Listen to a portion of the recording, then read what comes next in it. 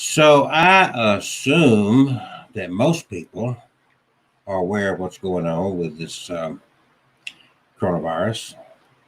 I assume there's very few people that's not aware of it. I assume that I would hope that most of us have taken it very seriously. And I'm going to share with you a couple of things before I share some personal things with you that led me to coronavirus. Is it all just a huge hoax? Just because I'm asking this question does not mean I'm suggesting or encouraging the belief that it is a hoax, but it has been a lot of people are saying that it's a hoax.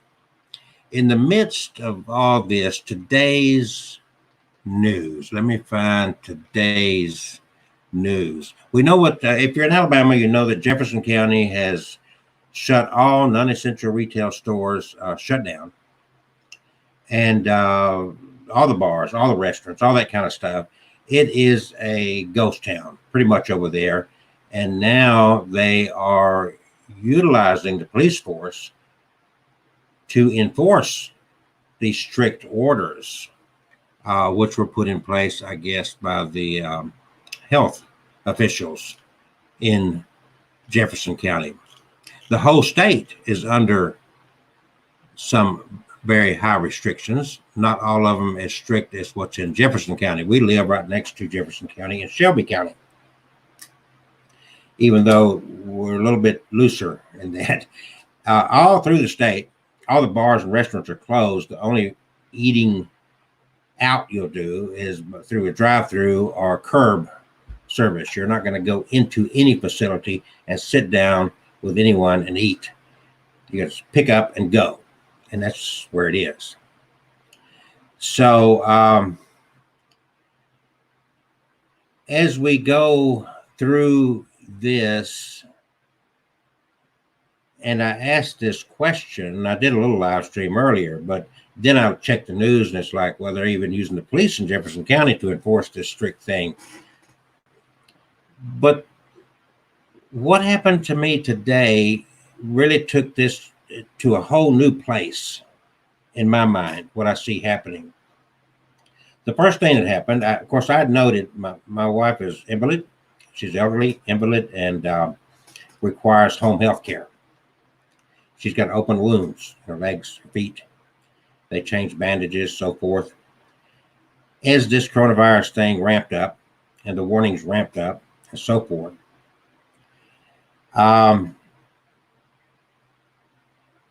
yeah, I agree with you over there. I'm watching my friend Brandon as he posts responses to me. And I will engage you in a moment. I want to go over this again ad nauseum. I think it's worthy of note. I don't know how other people are dealing with this. The first thing is that she's on home health care. I was anticipating one of the home health care nurses to be calling. She's due to have one of them visit her today to change her bandages and check her vitals and all that good stuff. So what happened was the call did come in. And I told the nurse, I said, that's fine. I'm just required that anybody that enters the house have on a mask and gloves before they enter the house to protect my wife and myself. I'm of the age group that I'm vulnerable. Not as vulnerable as she is because my health is relatively good. Hers is not good at all. I was immediately responded to with flack. They don't have masks. I said, I've gotten masks. I can lead you to where you can procure masks. And it was kind of turned into an argument until she finally said, that way you need to call my supervisor. In other words, she had no interest in discussing it any further. I said, okay, what's the number and name of your supervisor? Well, it's on the folder, blah, blah, blah. I said, I'm sitting at my desk. You don't have the number. They started giving me a hard time. I finally got the number and I called her supervisor, someone by the name of Jody. And I shared what happened. And she said, well, it's not our protocol. I said, well, I think everybody right now, their protocol is changing because of coronavirus. And she said, not ours. And she said that they were following CDC orders, blah, blah, blah. If I'm just an individual, I'm not a healthcare worker. I can just social distance. I can just kind of stay away from people, but they're encouraging me to stay at home. They put this out a couple of weeks ago. If you're in your 60s and above, just as much as freaking possible, stay home. That's number one. And they also said, unless it's just critical, don't go to the doctor. Just stay home, do your doctoring on the phone, whatever. And so they were not going to, bottom line is they were not going to wear a mask. They canceled her health care service simply because I demanded they protect us from where their nurses were. She said, we screen our nurses every morning. I said, that's bullshit, because all day long they're visiting patients before they come and see us. I don't know where they've been or what they're going to bring in. It's great you screen them in the morning, but you can't screen them in between visits. We're still exposed. Well, that was a big part of it there. And they said, well, we're just going to cancel your services. So they just, instead of even entertaining the thought that we wanted to be protected with just a mask. Okay, it didn't have to be. I said, I don't care if it's in whatever, something, so that person that you're sending in doesn't cough or inadvertently throw spittle out that could get in my wife's open wound or in the air around her. So it don't have to be the hyped up mask, just any mask. Okay. She just said, we're just going to cancel the services. They want to call the doctor and said, we're not going to serve you. All because I asked to be protected in our house. So after that, I did a little venting online here. I went back in the house, and I wasn't in the house. I was explaining to my wife what was taking place. The phone rang, and it was one of her doctors. And I thought, okay, I thought the doctor would be calling because of the phone call I'd had with the home health care people. Wasn't that at all. The doctor was calling to cancel an appointment she had tomorrow. And they were called to cancel an appointment not because of coronavirus, but because the doctor was going to be out of office. And I said, is this, I mean, really, I've heard people say this. I don't think it's a hoax, but the reaction I'm getting from healthcare workers today, I'm beginning to think, I'm taking this too serious. This must be a joke. If you're not more concerned about your healthcare workers, much less the people you're serving, then I've got to think that maybe these people are right. Maybe this is all bullshit for some nefarious reason that I'm unaware of. I don't really believe that, but it certainly puts that question in your mind, like that Donald Trump move. Anyway, you got to laugh some. Jeez.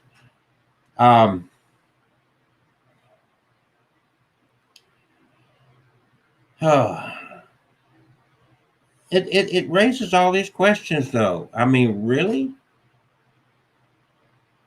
I know where they can get masks. I picked up 2 boxes of gloves yesterday because I, as a caregiver at home, I wear gloves a lot.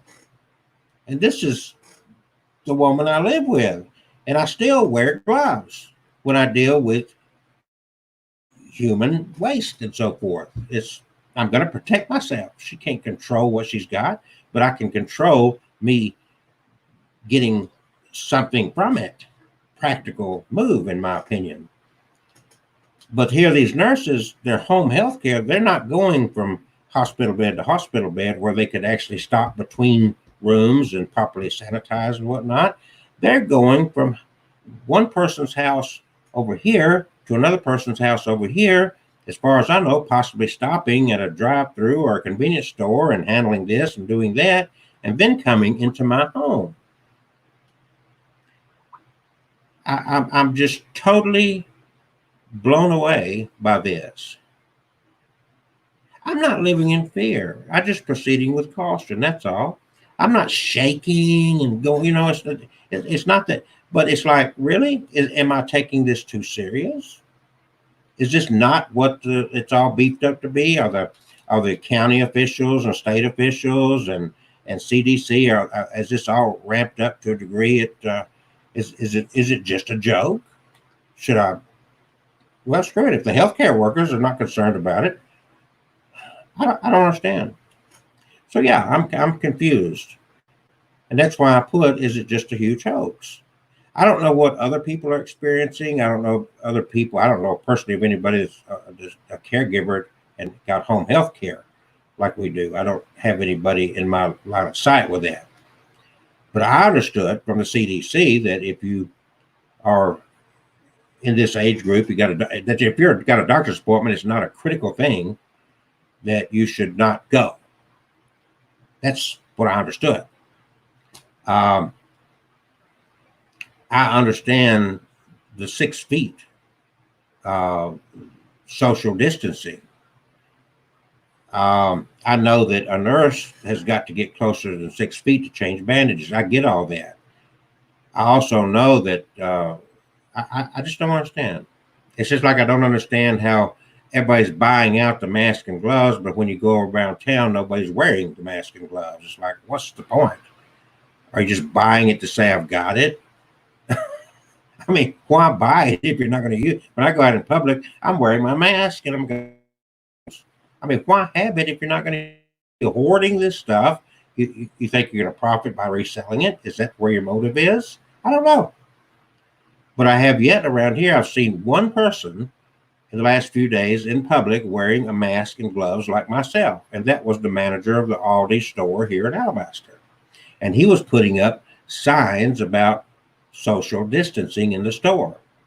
The Napa Auto, as of Sunday, had cones to keep you 6 feet away from their counter and 6 feet away from each other. The ABC stores have roped off areas and they've got placards on the floor at least 6 feet apart. You can't get up on the counter. You got to stay 6 feet away, and the person behind you's got to stay 6 feet away. They're enforcing this. Is this just a joke? Why? I mean, another thing I don't understand, I'm going to add a little bit more to it. I've got questions. I'm waiting for answers. I don't think it's a joke, but I certainly can understand why some people would. So initially, I think the CDC said 50 people, no groups bigger than 50 people. Then somewhere it went to 25. And now some are saying 10. So we got these different numbers of no social gatherings of over 10 people, no social gatherings of people over 25 people. And then Jefferson County and other areas came out and said, well, unless it's business related. Well, see, my mind says, how does the coronavirus know there's only 10 people there? So does coronavirus sit back and say, well, crap, they've got 10 or less people. There's nothing we can do.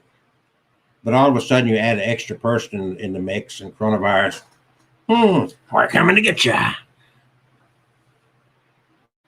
Or it's a business meeting. Well, dang, there's 100 people at that meeting, but it's a business meeting. So coronavirus, we got to sit back. Can't bother them because it's a business meeting. It makes there's no rational sense. If I don't care, 10 people is 10 people, no matter whether you call it business, no matter whether you call it politics, no matter whether you call it a family gathering, 10 people is 10 people. I don't get it. It makes no sense. Help me understand this. Somebody, please help me understand all this. So I don't think it's a joke. I don't think the world is united to create this big hoax upon humanity. I don't believe that. But I equally have to question what the hell is going on with these people in their minds that they come up with this crap. There's a family in New Jersey, and I've shared this many times, a family gathering. A mother and her 11 children got together just for a family gathering on March the 9th. By March the 19th, 4 of that family was dead, 3 in the hospital in critical condition. See, I'm coughing. 4 in 9 days, 4 of them dead, 3 of them in the hospital in critical condition from coronavirus. All because of one person. That coronavirus did not distinguish. It doesn't care. The coronavirus does not care what God you pray to or what church you go to. The coronavirus don't give a shit of what your beliefs are. The coronavirus doesn't care what flag you wave. The coronavirus don't care what patriotic song you sing. The coronavirus don't care who your president is. The coronavirus don't care your skin color. The coronavirus does not care. So I do not understand how they can come up and pull these numbers out of the air that you got to limit your groups to 10 people and they got to stay 6 feet away from each other unless it's business. If it's business related, you're good to go. I mean, is it like negotiating with the Taliban? They sit down, okay, let's sit across the table with the coronavirus. I'm sitting across the table. Now, here's what we'll do, coronavirus. We will give you anything over 10 people that get together, you can have them, okay? Or anybody that stands within 6 feet of each other. That's our sacrifice to you, coronavirus. Unless it's business related. What we want in return from you, coronavirus, is that you leave alone any size group that's business related. Do we have a deal? Here, sign here. I don't think it works that way. I don't believe that it works that way. I don't think that you can sit down with a virus and negotiate this shit. I really don't. If I'm wrong, somebody please correct me. Somebody enlighten me as to how they come with these seemingly abstract numbers that they seemingly have grabbed out of the air. It's like daycare centers are closed unless you're doing daycare for healthcare workers. Oh, so that's part of the agreement we have for coronavirus. We would like to add an addendum to this corona. We're closing the daycare centers. But if they're caring for healthcare workers, would you agree to leave that group alone? You would? Great. Okay, we'll put that out to the public. All is well. Please sign here. I don't think it works that way. I honestly don't. So I'm confused. Somebody help me here. How can these healthcare professionals be going to houses caring for patients, home healthcare patients that have weakened immune systems, the most vulnerable group according to the CDC, and object to wearing a face mask and gloves to protect us from where you've been throughout your day before you got to my house? How does that become an issue? How does that become a protocol issue? I don't grasp it. And the doctor's going to cancel your appointment, not because of coronavirus, not because your weakened immune system, not because your doctor's appointment is nothing critical that you need to worry about. It's only because the doctor is going to be out of the office this week. This is, help me out here, folks. If somebody's got some insight or understanding that I'm missing, help me to understand this. I'm serious. I'm lost. I don't get it. I would like to understand. So I'm left to those two things again. It's either they don't give a shit about us, or it's all a fucking hoax. I don't really think it's a hoax. I think it's like my friend Brendan said, it's about the dollar. You know, it's about politics and the dollar. And you and I, we're secondary to all that shit. As long as we can maintain the stock market, you know, keep the numbers where they need to be. We want those numbers, right? That's what it all is. So that's where I am with this. That is exactly where I am. I'd like to think different, but that's only two options. And I personally, do not see it being a hoax. It's a one hell of a hoax to have gone around the world. You got all these enemy nations agreeing to this hoax to help perpetrate it. Even Iran, even North Korea. They may juggle their number. I don't know where they're getting these numbers. Some say that we're not getting the right numbers from China. I know we're not getting the right numbers from the United States because we are just barely tested. As of yesterday, in our state of 5 million people, we had tested only a little over 1,600. And you feel comfortable exposing yourself after everything you've heard and see when the CDC and officials are saying stay home, when a politician that Rand Paul was exposed to it, he self-quarantined. The actor Tom Hanks, him and his wife, quarantined. I don't understand. Hold on.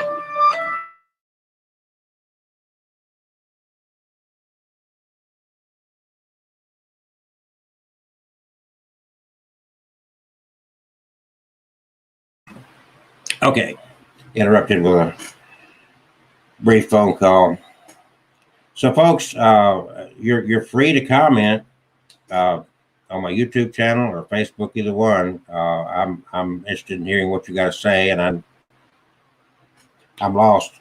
I have no answers as to, but I know one thing now. We've lost home health care simply because I requested they wear a mask and gloves before they enter our house, and that cost us healthcare service.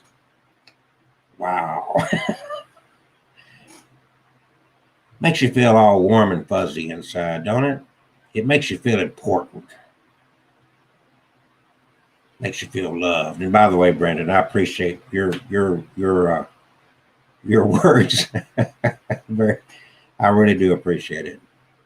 So, hey, share this. Let the world know what's going on. I'm not ashamed for this to be out in public. Let everybody know. This is real. I'll give you phone numbers if you want to back it up and you find out for yourself. I don't know personally of any other person in my life that has home health care. I just don't understand when they say it's this critical when our attorney, not the attorney general, but the surgeon general of the United States came out this morning and said this is going to be a horrible week. Surgeon general comes out this morning and says this is awful. You expect the numbers to go up, and it is. But it's like when dealing with this, it's like it's just a cavalier thing. It's like, oh, you're fine. Don't worry about it. Just because the nurse has been to 4 or 5 residences before they got to yours, and nothing to worry about. They got the little hand sanitizers. What am I missing, folks? Help me understand. All right. Brendan, I appreciate you joining me. This is my day of venting about this whole thing and questioning this whole thing. And I appreciate everybody that gave me an ear. I hope everybody stays safe. If this is all some sick joke perpetrated to us by the reptilians that David Icke has been talking about for decades, and we find out that we are all under the control of these lizard people.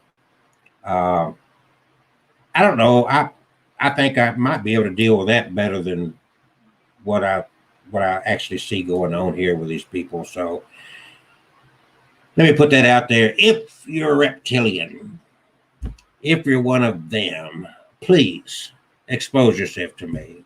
See, I'm one of those that when it came to UFOs and whatnot, I stood out in the middle of a field and said, please abduct me.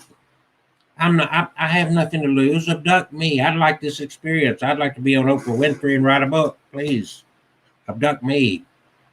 When I went through my spiritual crisis and I'm trying to find God and all this stuff was going on in my head, I stood out in an open field and shoot, man, I couldn't get God to talk to me. I was like, well, let me see if the other side will. Satan, are you real?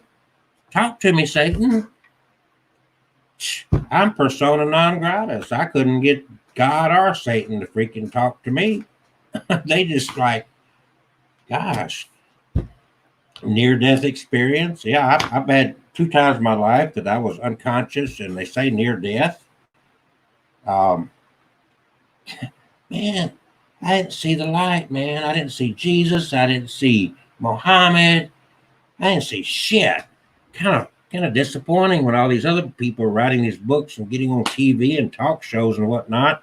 When I go through it, it's like, duh, nothing. Absolutely freaking nothing.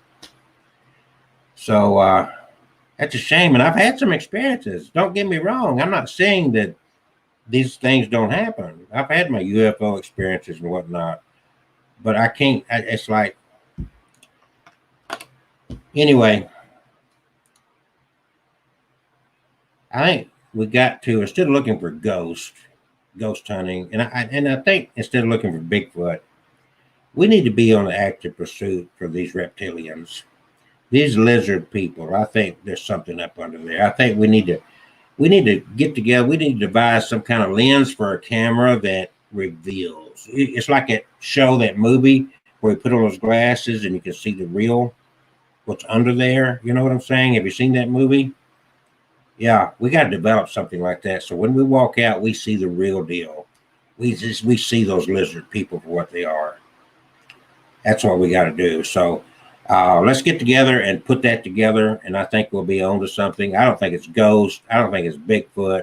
I think it's what they think is Bigfoot out there. I think it's some of those reptilians just wandering around through the woods. I think they probably got, yeah, really, they probably have places out there, and it's probably in another dimension, and they're just kind of bumping into us. That's why they get fuzzy. When you get that fuzzy picture, it's because they're passing through the dimensions, and it comes out a little blurry and fuzzy. Hey, it's as good as any other theory, right? All right, might as well laugh about it. I'm going to let Brendan get to work, and I'm going to get off here because I'm